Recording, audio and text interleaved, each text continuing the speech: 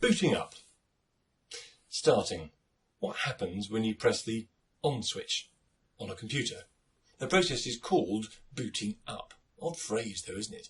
But it's short for bootstrapping, the process of grabbing loops on the boot to pull them on. And pulling yourself up by your bootstraps is used to describe a self-starter. And computers are literally self-starters. Now, different systems do things in slightly different ways, but this example is nearest maybe to the standard process. Powering up is really a series of checks, making sure that everything is working okay, and then starting the operating system that allows you to use the computer. For an analogy, we're going to use someone waking up. Okay, power on. Analogy. The alarm goes off. Okay, so the input is someone presses the start button.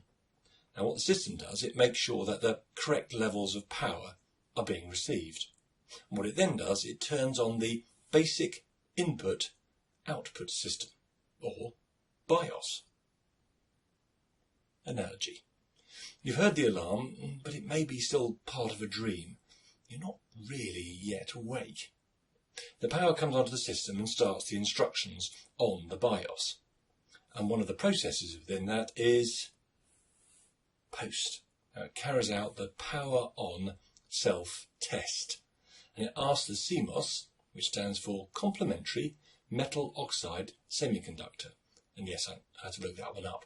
For information, things like dates, hardware settings and stuff like that. And what it does, it gets together all the information that it needs in order to start the operating system. So it looks to see if there's any portable device installed. For example, is a USB stick in there? If not, then it will go looking for those files on the hard disk.